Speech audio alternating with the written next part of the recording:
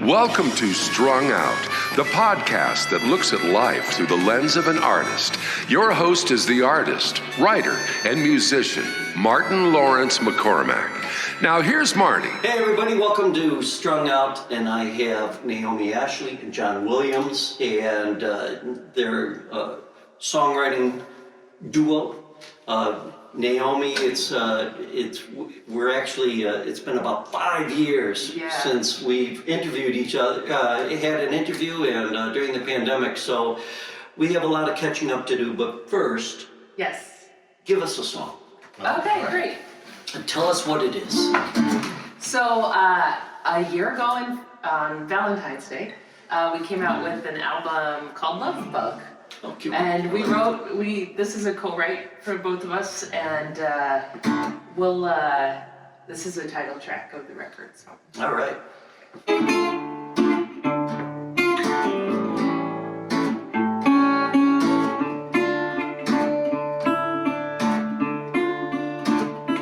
I'm a love bug, baby.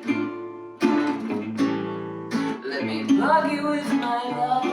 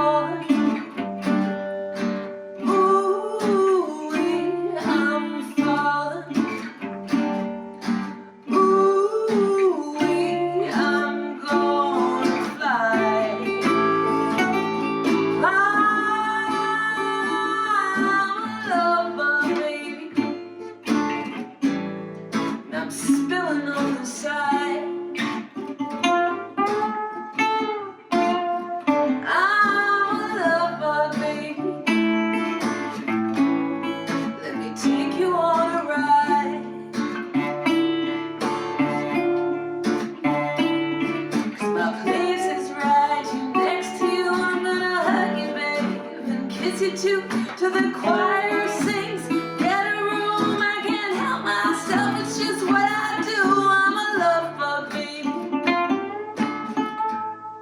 Let me bug you with my love. Let me bug you with my love. Let me bug you with my love.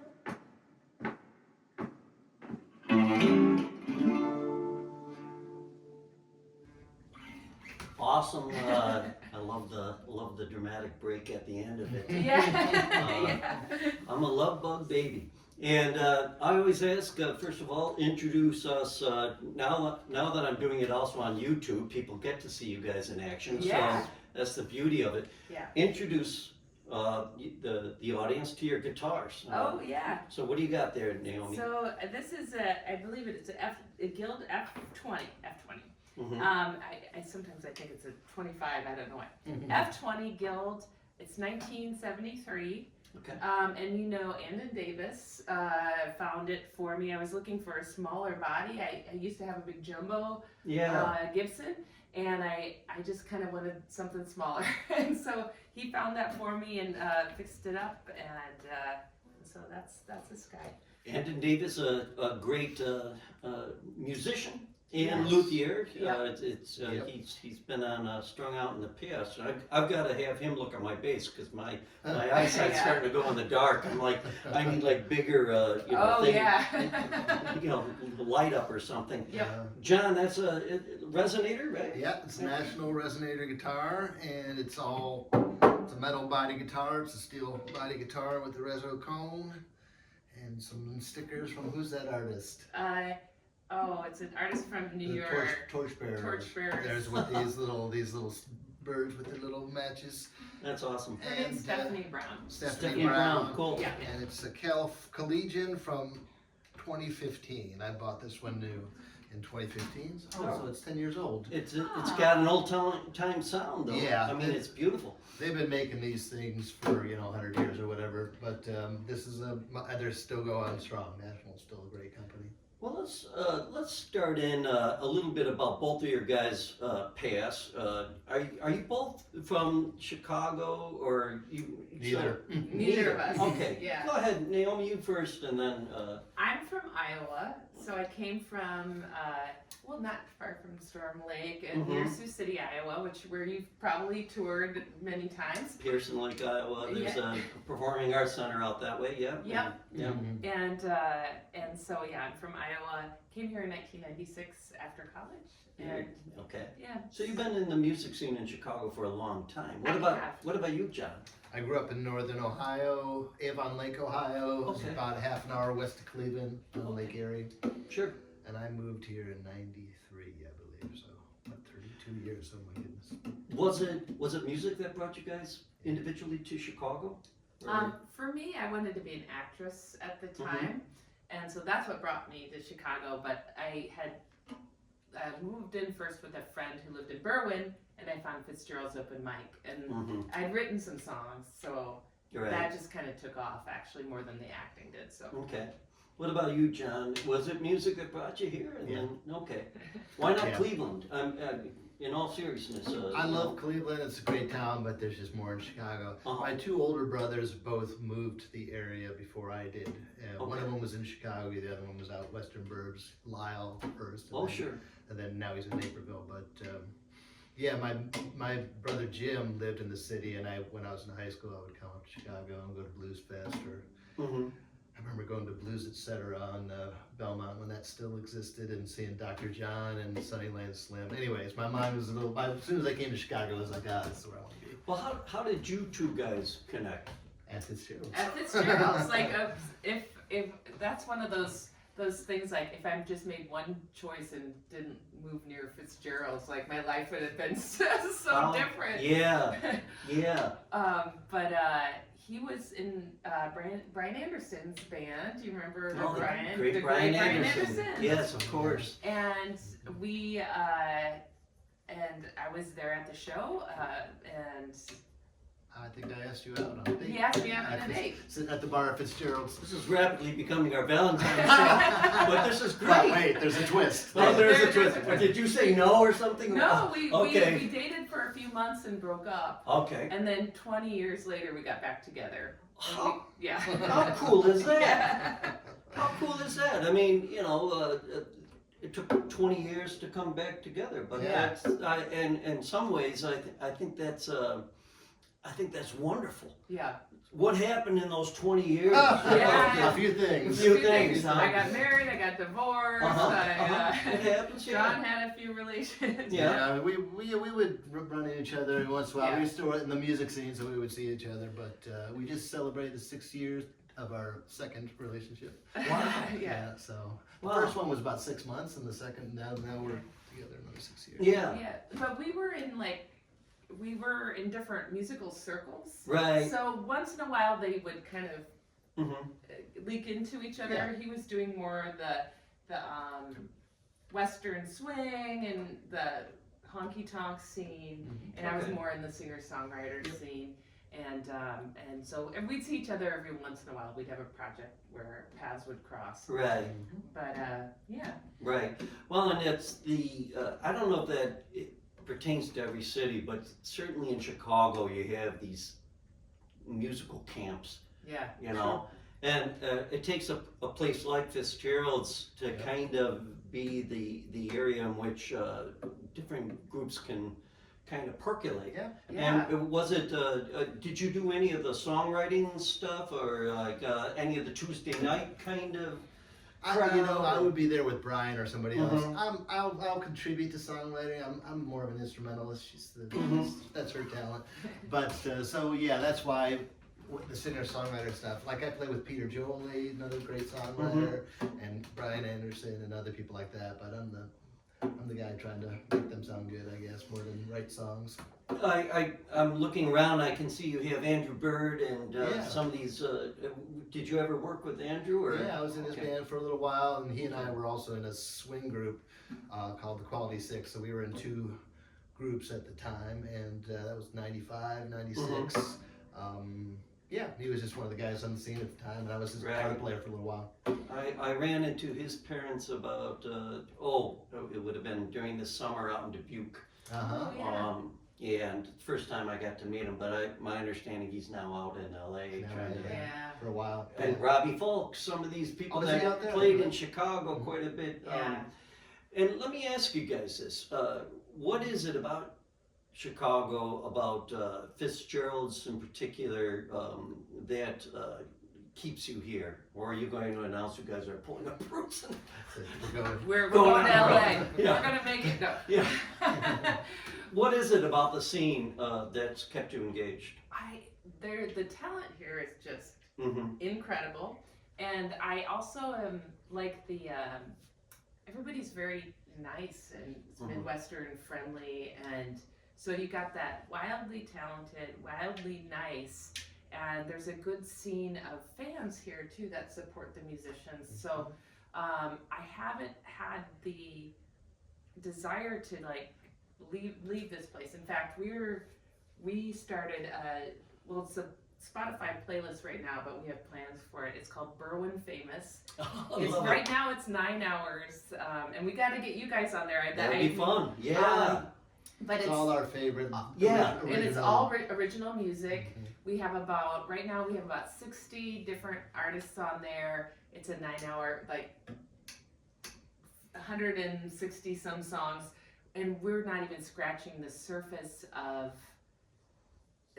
the talent and everybody here. You know, Right. every time I see somebody new, I'm like, oh yeah, I gotta get you on the list. You have great songs, and so so we're gonna be working on that again. But right now it's on Spotify. It's called Berwyn Famous. And do you guys still, are you still kind of working out of Fitzgerald's, or have you like expanded? Are there other clubs in the area now that have kind of picked up some of the vibe? You know, the Friendly, probably up the street. Yeah, the it's a friendly tap. And Yeah. it's also, I teach music there, so it's also the Friendly Music School. Oh, And great. So it's the friendly music community. It's all the things. Okay. So, and that's a great hub too. Rob Pierce and all the other people there.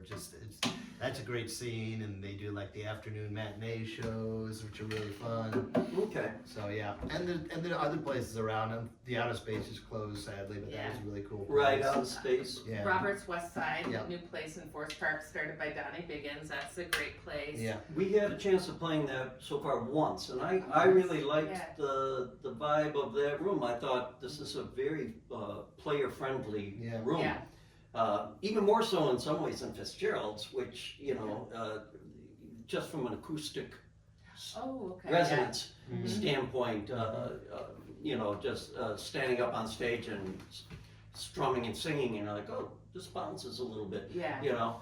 But you guys are now working as a duo, or are you both kind of sometimes? Or tell us, tell the audience, and then I'm gonna have you think about a song too.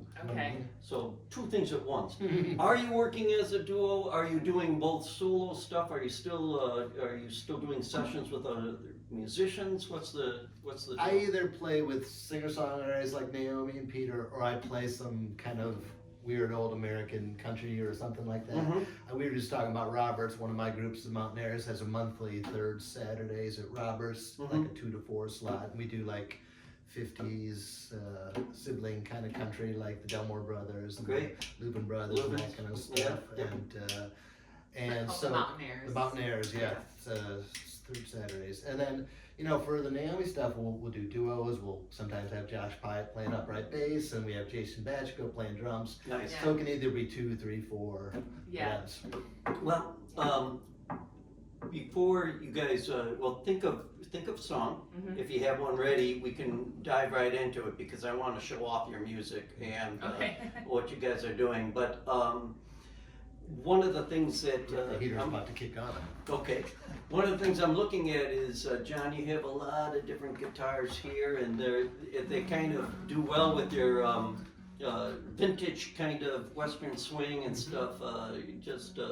Are you one of these people that collects, or are you one of these people that just holds on to instruments that are useful tools? I use all these guitars. I don't buy them for as an investment, and you know, whatever. That's cool if you do that, but they all do a different thing, and they all get used. So that one's my grandfather's guitar. He's got to be 100 years old. You probably can't see it in the shop, but it's a little parlor guitar, and we'll needs a repair. Needs a repair right now. But okay.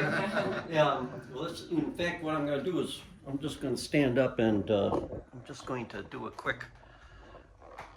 We'll set it around the shade. There you go. There's Grandpa's guitar. Grandpa's guitar. And then you got a great little mandolin here. Yeah, a little Eastman mandolin. I pick up a bluegrass gig once in a while. And then you got a Gretsch. This is a modern Gretsch, which I put some new P90s on it. Sweet. There's a couple amps. I got my old 72 Vibrolux. The Vibrolux is a tradition. I mean, that's a mainstay for amp. Guitar players. That's the biggest one I need anymore. That one is plenty loud. And then you got an Epiphone and a Guild? That Epiphone's like a 63 Epiphone Triumph. Sweet. Kind of jazz guitar, and a Guild. Standard kind of 68, I think, the Guild flat top, great flat top. What about you, Naomi? Are you the kind of person that, like, you know, do you jump from one guitar to another? I know you had the big old dreadnought kind of guy once upon a time. I don't have that anymore. I have a tendency to try to stay minimalist with stuff. I do have, so this is my only acoustic, but I also have a telly, because I'm in another band called Real Pretenders, which is a Pretenders cover band. Oh, cool. We play at Simon's, and another great, you know, Chicago mainstay place. Monthly on every 3rd Wednesday. 3rd Wednesdays. So my band with John and Jason and Josh, we're calling it Naomi's Other Band, because when we started, I was still playing with Naomi Ashley Band.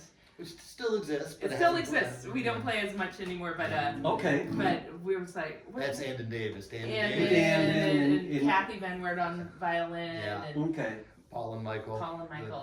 The Berwyn Rhythm Section. Yes, those guys have been around for a long time.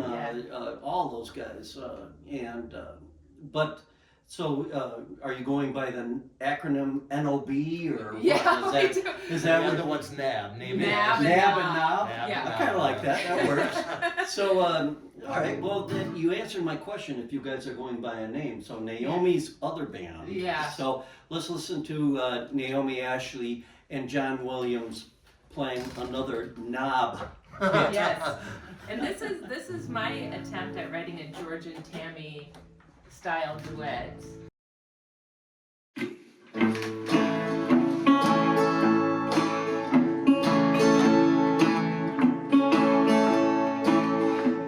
love you, but I'm gonna keep my secrets. Let's go on saying words we've always said. My burden is mine alone to carry. I love you, I'm gonna keep my secrets. I wake up early in a cloud of memories, with that old flame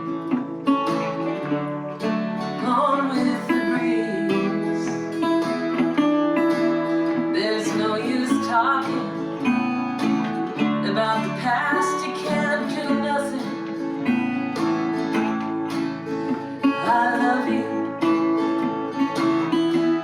but I'm gonna keep my secrets. You keep asking what I'm thinking,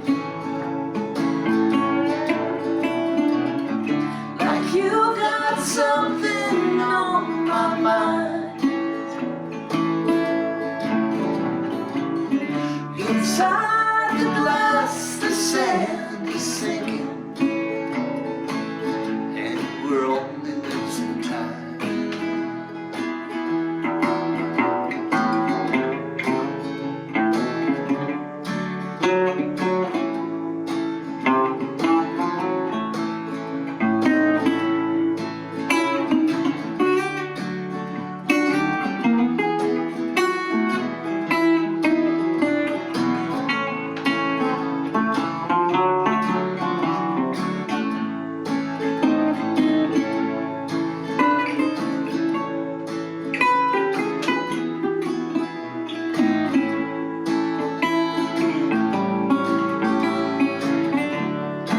you keep asking what I'm thinking. I swear it's nothing that you've done.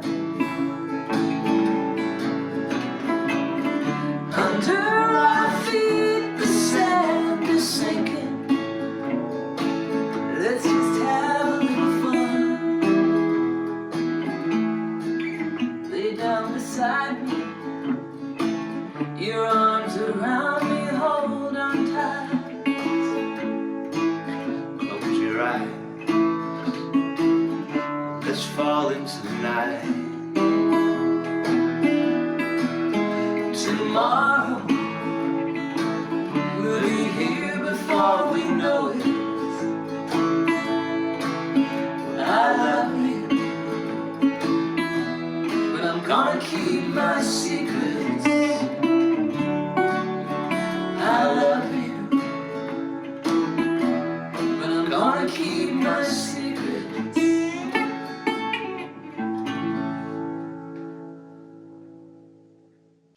Wow, I could listen to that all day.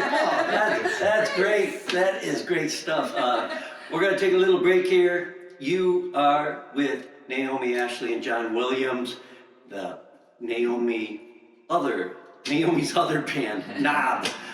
We're gonna come up with it. You're on Strung Out. We'll be right back after this.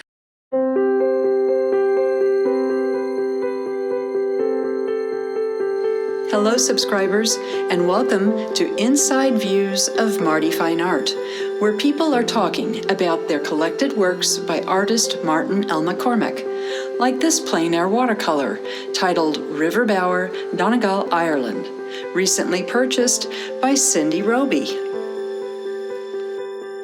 Our trip to Ireland was such a gift. Even more so is the forever reminder of the trip we had through Marty's painting, River Bower, Donegal. It is a beautiful rendition of a path we actually had the pleasure of walking. Marty masterfully captured the light through the trees, the gentle breeze, and the brilliance of the fall-colored leaves. It truly embodies the peace and tranquility of Ireland.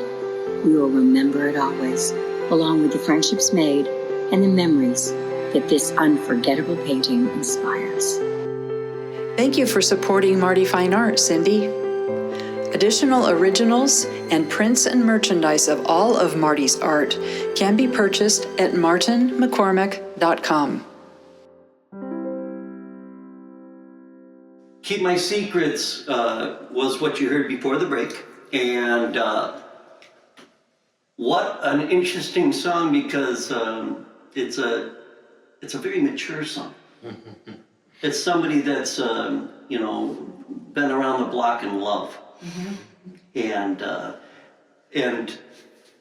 what prompted you? I mean, do you feel in relationships that some secrets need to be kind of kept Careful. Well, I did write this before we started. Okay. I had most of the song before we met. I finished it maybe afterwards but I had this idea for a long time, that it kind of came to me that I love you, but I'm going to keep my secrets. Like, I don't know if this is a person I'm going to share everything with. Right. And then so I had that kind of idea for a long time, like at least 5 years, maybe more, 8 years. And then I played a honky tonk show, and I was worried that I didn't have enough straight ahead country songs for the dancers. It's very important to have. Sure, especially if you have people that are going to be dancing. Yes, you want to make sure they're taken care of, because if you have your quirky kind of singer-songwriter songs that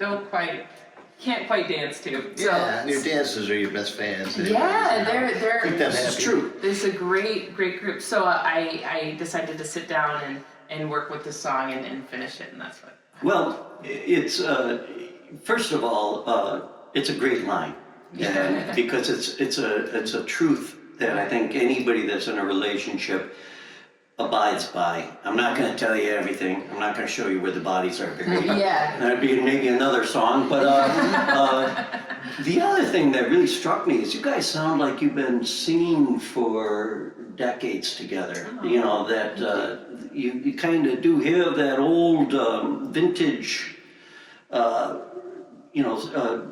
country duet.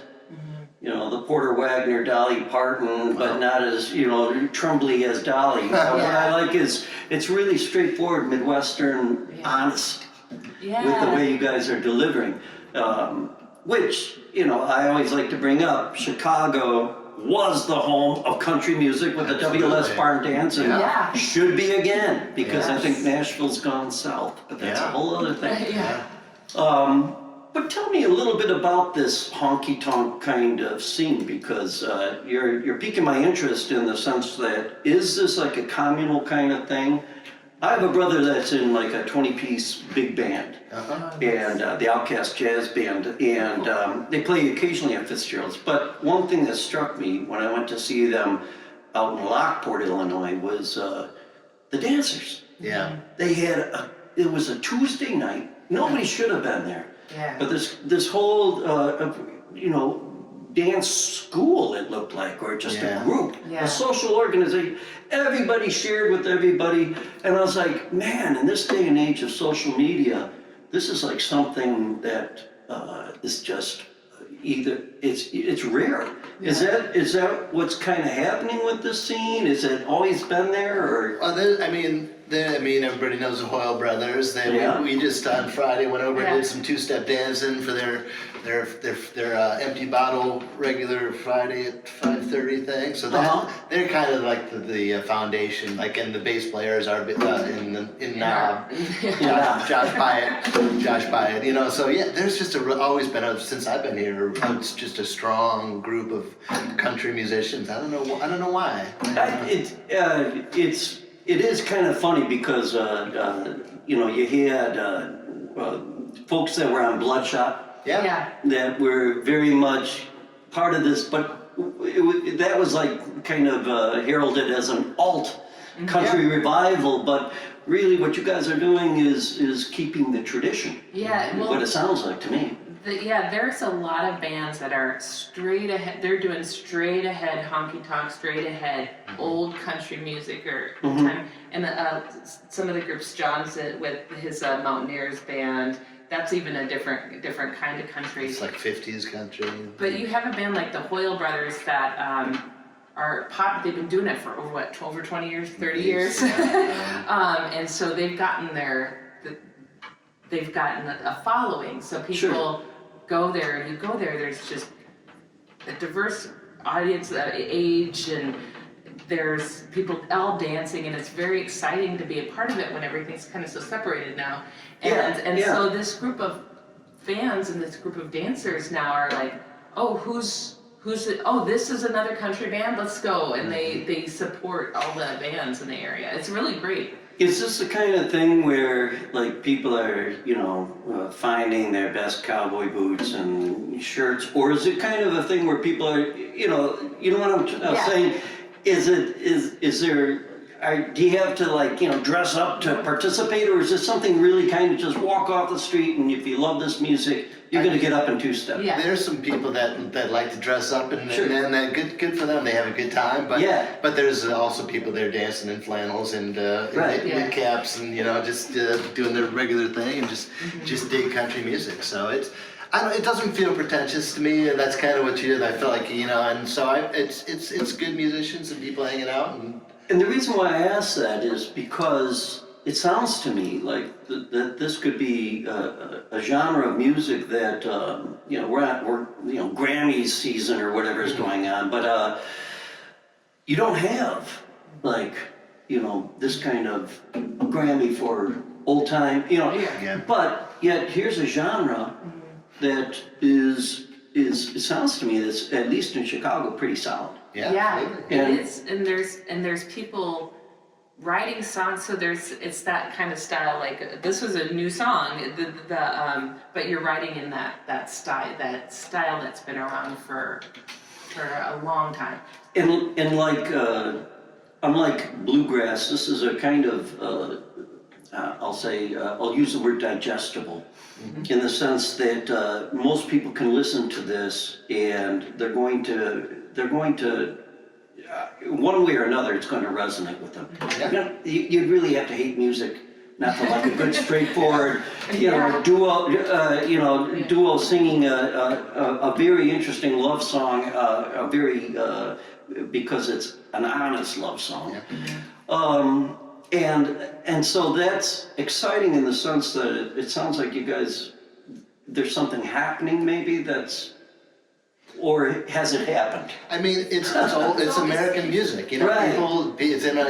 people recognize that sound right away, and maybe they heard their parents play it, or it's just in our blood, and it's just that early 20th century American music, it just resonates. So whether it's early rock and roll or old jazz or old blues, it was an incredible time frame of creativity. So it's just people immediately click to it, and that kind of those sounds. Well, think of your next song, and while you're thinking of it, you guys, just going on what you say, John. Yeah, it's true that it's like back then, but you guys are bringing it forward now. Yeah. I mean, you go to other countries and their folk music just keeps going. You go to Ireland, people are still playing the same songs. This is true. And we kind of, it's easy to kind of just let those things go away. But there's still, people still it still resonates with. There's no reason they need to disappear. What I get a kick out of is when you see people from other countries picking this up and doing a damn good job of it. Oh, sure.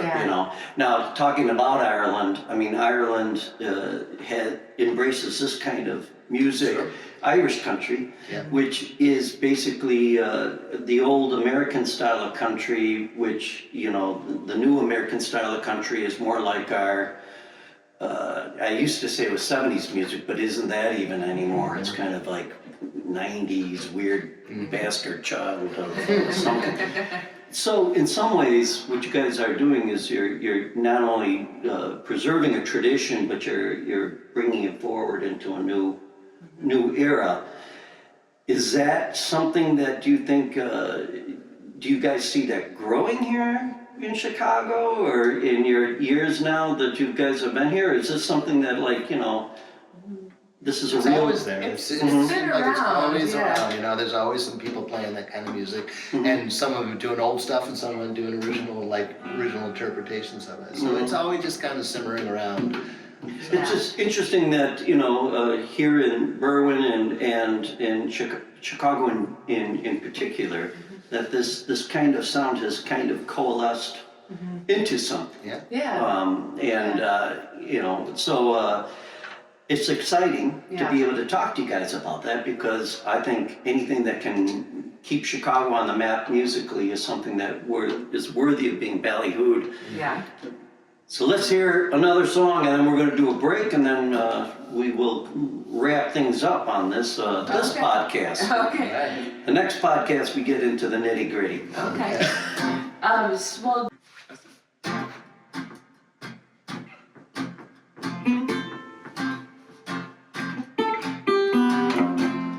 got me, baby, got me good.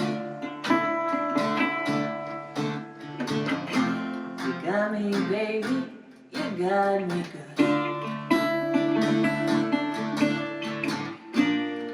You keep trying, you keep trying to fly. Little bird beat your wings on the cage. Little bird beat your wings on the cage. You keep trying, you keep trying to fly. Who knows better than me? Who knows better than me? I keep trying, I keep trying.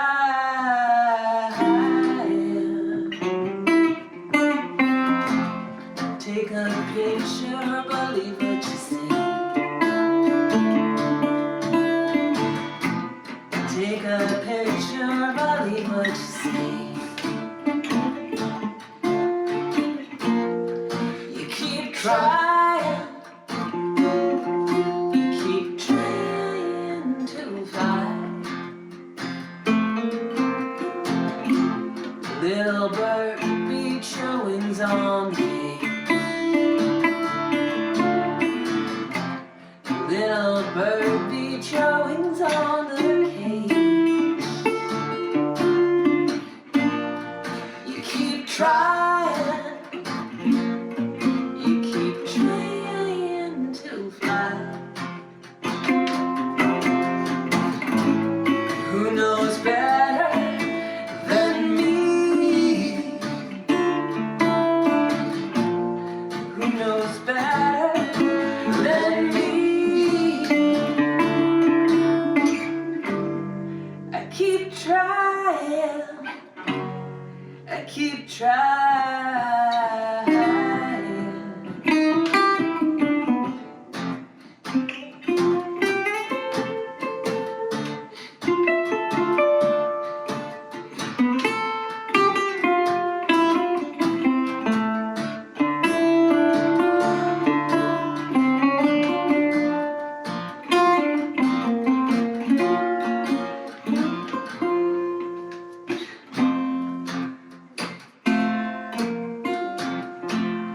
Got me, baby, got me good.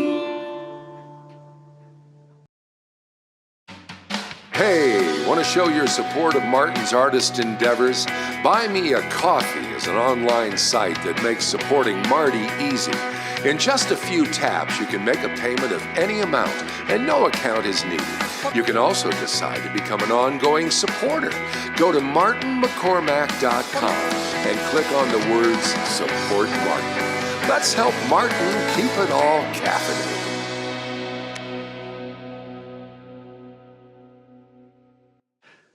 All right, keep trying to fly. Yeah. Great line as well. Thank you. Because we all keep trying to fly, I guess, you know, in this day and age. very weird day and age that we are in. And I want to talk to you guys about that because you know, being musicians in the musical community, what's our role? That's a good question. I think our role is to remind people that other people understand what they're going through. And I think that's what we can communicate through song. And music is a universal language. And it is generally, if you can, it's bipartisan. It's like politics. It's just a way for people to connect. And I think it's so important going to a live music event, even playing music is this way for me, and also going to see live music. It's just a way to remind yourself, like, you're a human being in the moment and in experiencing joy and people coming together to make the music and to be there for the music. It's that's what it is for me right now. Yeah. What do you? And I mean, you know, people can get along and sometimes they don't, but you get some people in a bar with a good band and a couple beers and everybody's gonna get along, everybody's gonna have a good time. So music's mysterious and don't know why it affects people the way it does, but it affects everybody. I mean, do you know anybody who doesn't? I mean, it's weird to come across somebody who doesn't like music, you know, everybody likes music. Well, you know, I think we're in an era where everybody wants to be, it's funny, like in the music business, one thing that we're always kind of fighting is being pigeonholed, first of all, right? Yeah. You know, that's always so tough because, you know, but that's kind of dealing with the commercial end of things who want you to be, you know, a certain vegetable so they can market it in the supermarket. But you guys are journey people, and that's such a difference from, you know, the other type of the industry. Yeah. Are we an industry or what are we? And I'm just going to toss it out. What are we? What are?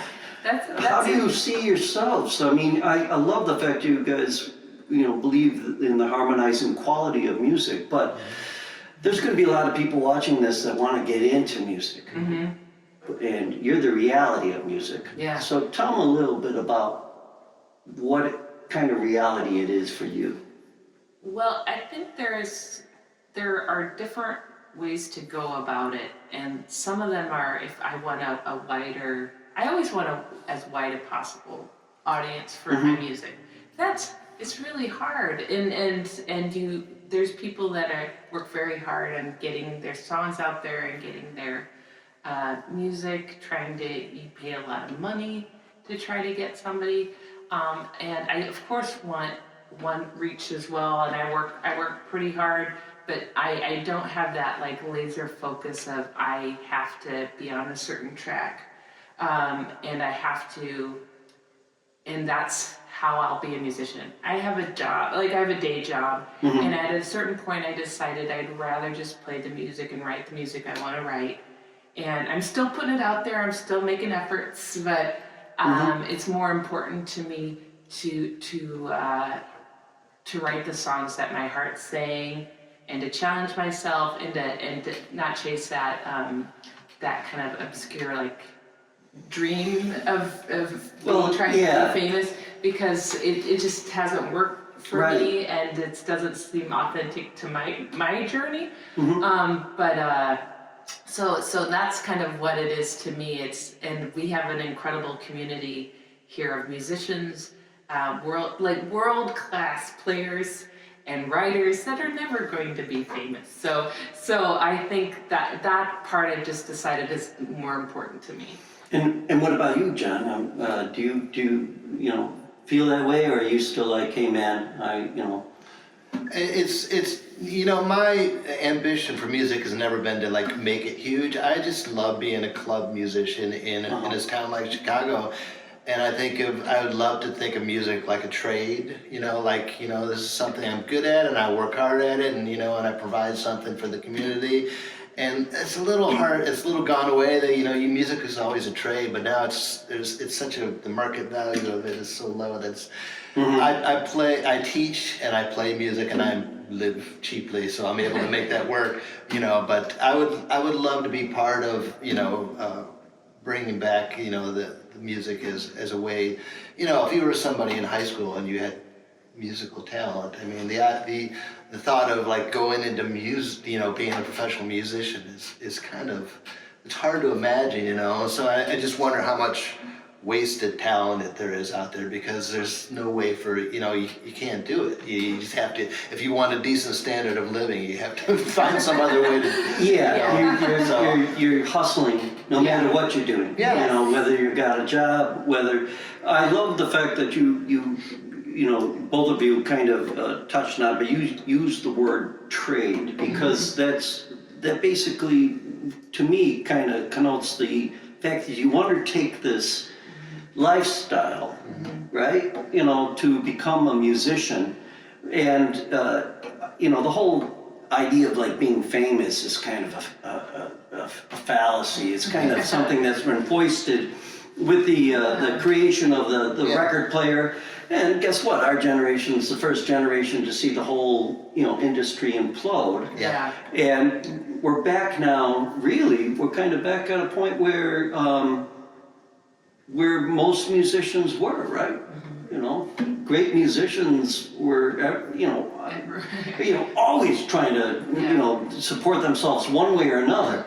Very rare to have a musician that is running around, and even then, like, you're making a deal with the devil, because you're playing whatever. But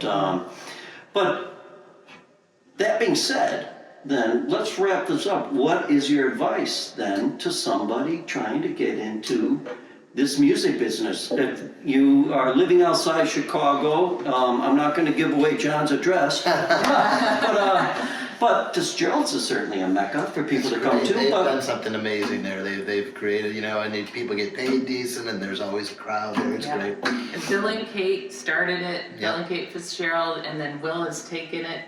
And it's now a historic landmark. So I would say my advice for people is, no matter what city, I'm sure this exists in some ways in a lot of places, everywhere. It's like, find that community, because we know so many people, and all the musicians play with so many, everybody has different projects with each other, and you just grow and grow and grow as a musician. So I would say, like, find a community, and is it a club? Is it an open mic at a club that you like, or just start hanging around at to get out. Yeah. It's kind of the antidote to social media, right? I mean, to some degree. I hope so. That would be great. If people would look at, then there's so many convenient, inexpensive ways to entertain yourself now, without leaving your house. And that's great and all, but we hopefully that we can provide something that's a special experience that you can't get sitting in front of the screen. Well, give us one more song for this podcast, and we're going to have John and Naomi on the next podcast, where we're going to get into a little more about the workmanship in crafting music. We might touch on some of this stuff, because the BBC I just was reading about. There was a study that came out that people are, the cell phone usage is wasting dopamine. Yeah. So, they're saying this is why people aren't able to go out. They're physically tired from all the bright flashing lights. Yeah. So, we've got a lot of work to do in the music community to counter that. But give us a song, and want to thank you guys for watching us and listening to Strung Out as well. But here's Naomi and John. Play us out.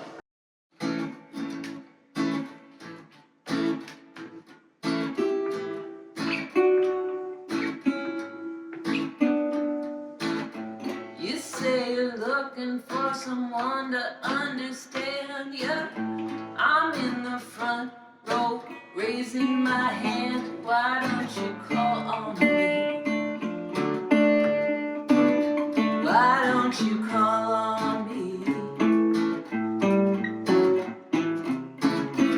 Give me the answer or make me learn the hard way. I don't care as long as you stay and kindly satisfy.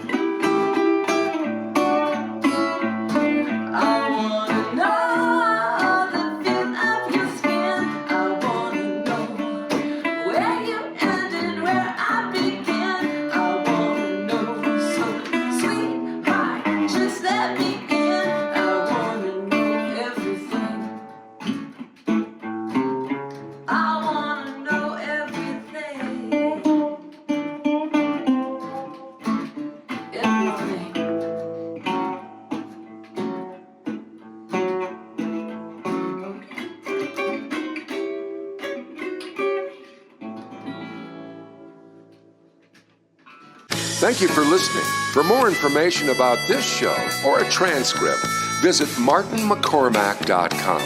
While there, sign up for our newsletter.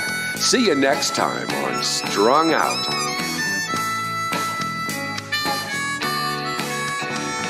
It's all so wrong, this pain we feel makes no sense at all. A swan song wasn't part of the deal, was no curtain call. Giving out joy.